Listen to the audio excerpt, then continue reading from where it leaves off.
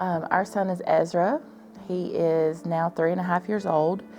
I had a very healthy pregnancy, and during my induction, I went through placental abruption. So when he was born, he was very, very sick, very critical. There were a lot of unknowns, and he was in the NICU for 112 days. As we got closer to discharge, the medical team started to talk to us about their predictability for him, but also the hope in things like brain neuroplasticity and the recovery for his brain from his brain injury from the abruption. One of the main highlights was they really encouraged us to get involved with the early intervention program, which at the time we knew nothing about. And they explained to us that children that go through early intervention and start with therapies have a greater chance for a better outcome. Our referrals are for kids birth to the time they turn 3 years old. And usually there's a concern for some type of developmental disability. Sometimes mothers just know something seems a little off, right? And so they'll call and ask for support and guidance.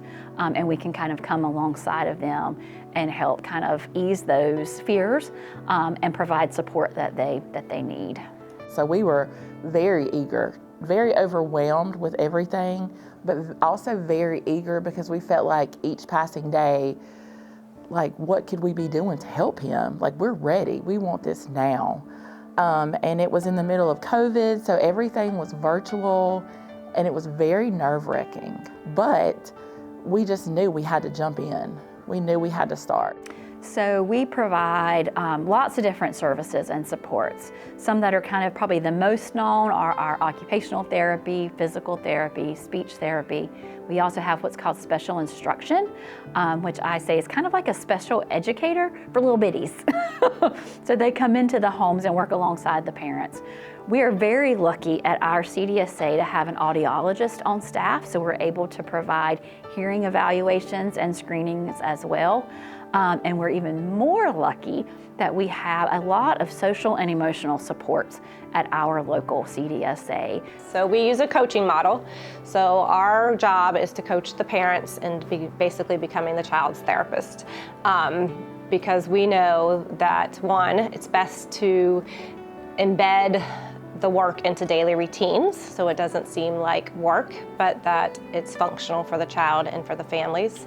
And two, it needs to be carried out more than when just the therapist comes. I always tell my families, if I wanted to, get in shape, going to the gym 1 time a week might be a little bit of a help, but if I went to the gym, 3 to 5 times a week, it's going to be a lot more benefit. So teaching the parents and how to carry out, certain activities or stretches or different things that they could do throughout the day with their child every day, so that progress is happening more quickly. We're both very hands-on parents, but these things were very new to us because our son came home with a trach and a ventilator.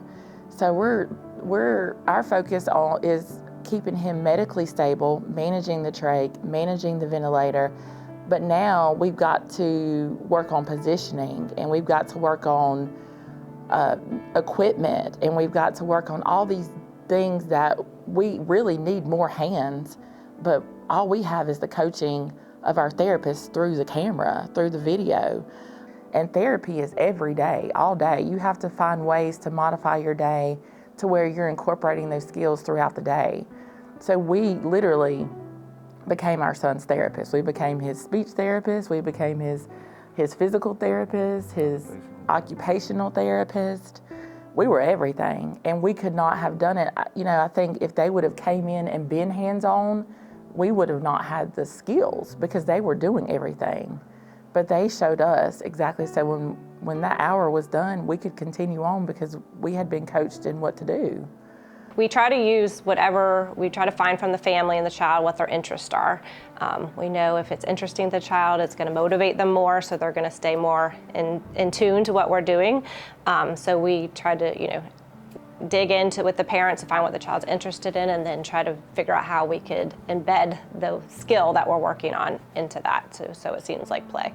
One of the things that he still enjoys now is we would have to put him in a stander for an hour a day, and he would get bored. Just, we'd try to move him around the house, but then remember we got the basketball goal. Yeah. And so Travis would come home and you want to play basketball? You want to play, and get him in a stander so he's standing up, and Dad and Sis are on the floor and he's, shooting. So you're working on strengthening, you're working on holding the ball for, fine motor, you're working on gross motor standing, and then you're having fun because he's playing basketball with Dad and Sis. It has truly been life-changing for him. And I don't say that lightly, because I know that had we not had these early intervention services, had we not had our therapists come into our home, eventually when COVID started to lighten up, they started coming to our home, masked. So they were able to see our home environment, and they helped us figure out things that we could do and modify in our own home. That's very different from loading him up and taking him to a clinic.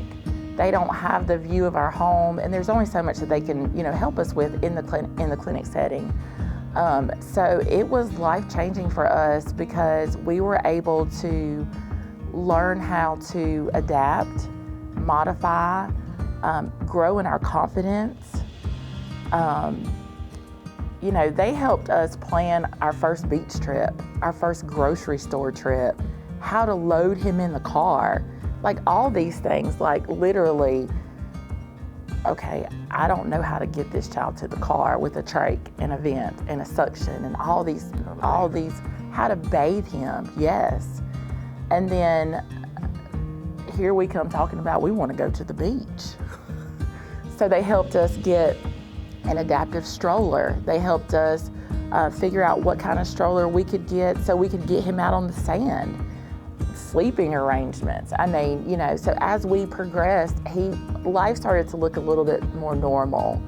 And he was able to start enjoying everyday things that a typical toddler, typical baby would, like sitting in a grocery cart, or it was just such a task just to load him up. And they walked through that whole process with us. It's something that I think was very beneficial for our family and for this, for our daughter, her being able to feel included with everything that was going on with him and learning different things that she can do to help him out. I think that's something that all families should consider, in this type of situation, definitely. So this time in a child's development is critical. That brain is growing every day. And I'll tell you, I went to a conference several years ago, and the speaker used this example. If you see a child at, let's say, 3 months old, and then in 6 months later at 9 months old, the child looks completely different, right? Versus if you see a child at 16 years old to 17 years old, there's not a lot that changes in that time frame. But that brain in those first 3 years is changing daily. All of that development and growth is happening. And so the earlier you know, the better they grow, right, is our kind of catchphrase with early intervention. And so we want to make sure that we're supporting that healthy brain and physical development early on. And not just that, but supporting the families so that they're able to support their child. Our program really is about the whole family and coming alongside mom and dad or the caregivers to really make sure that they have the confidence and the capacity to continue that growth and exploration in their child. When you go through something traumatic like this, it's really a family journey. It wasn't just us with Ezra, it was our entire family. And our daughter has grown in compassion. She's so compassionate when she sees a special needs child out. She's so compassionate, she's not afraid. And she's just a part of her brother's life. She's her brother's therapist too. She does so much with him. She pushes him in his wheelchair. She talks to him. She's never seen him as different. And I would say to any parent, and I have said to parents, you have to go for it. You have to jump in. You know, some people don't like people in their homes. I think that's another thing that can be a deterrent. But there's so many benefits to having the team come to you. And so I would say jump in. The sooner the better. Jump in head first, you know, and get started. We are changing the world one little life at a time. And I get really emotional when I talk about this because I've seen it happen, and the family that you guys just spoke to is one of those situations. I think so many times our babies get kind of pushed to the side. We think about education in elementary school and middle school and high school, but when you bring a child home from the hospital as a new parent, it's scary.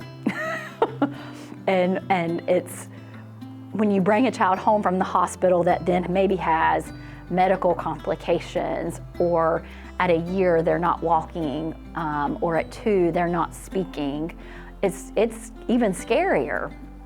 And so when we come in and can kind of support the family, and that's really what I feel like we do, we come in to kind of hold them up, so to speak, and provide them with the support they need.